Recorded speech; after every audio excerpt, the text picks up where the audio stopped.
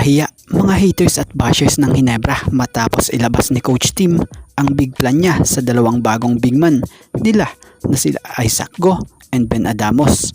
So bago nga natin talakayin yan, shoutout muna sa mga solid nating ka-teammate na sila Ruben Dolor, Hansaj Guapo, Gerald De Guzman, Eduardo Placer, and Gervin Chris. So ang daming haters at bashers ang mga naglabas ng inis since nang i-trade ng Ginebra itong si Sistand aka The Bulldozer dahil malakas pangaraw ito at napakadominanteng big man especially sa ilalim. Sabi pa ng ilang haters ng Ginebra, sa wakas wala na daw aasahan sa ilalim ang Ginebra dahil wala na si Sistand sa kanila. May nagsabi pa na bakit daw binitiwan si Sistand, yun lang naman daw yung ginagawa o yung gumagawa sa ilalim ng Ginebra. So ganito yan unang-una, tama naman kayo, malakas si Sistand especially sa ilalim. Kaya lang ngayong wala na si Sistand sa Ginebra, hindi nyo pwedeng hanapin yung laro ni Sistand sa mga bagong big man ng Barangay Ginebra like Ben Adamos and Isaac Go dahil may plano sa dalawang ito. Etong si Coach Tim, nakakanya nga pong inilabas na.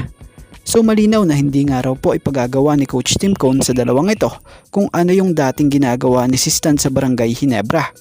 Dahil ang plano rito nitong si Coach Tim Cone ay gagawin niya ang dalawang ito bilang mga role players.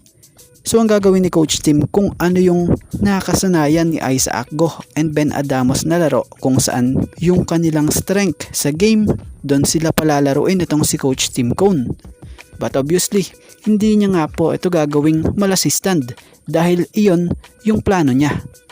So para sa opinion natin rito ang dalawang big man na ito ay hindi mo talaga pwedeng hanapin or ipagawa sa kanila yung ginagawa ni Sistand.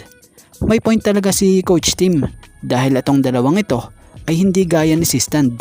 Kung si Sistand ang strength nito ay more on inside, ito namang dalawang ito ay he's a modern type of big man. Mas sure ball sila sa perimeter, maging sa 3-point area. Pero may mga laro din naman talaga sila na pwede pang ilalim. At ang laking bagay dahil iba pag modern big man kahit saan mo dalhin or itulak, pwede ka bumanat ng magagandang opensa, mapalabas man yan or loob.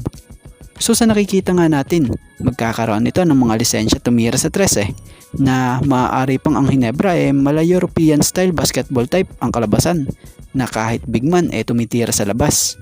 So for sure matindihang paghahanda ng ginawa rito ni Coach Tim Cone sa Barangay Ginebra. At dito natin makikita kung paano patatakbuhin ni Coach Tim Cone ang triangle offense gamit ang mga modern big man niya.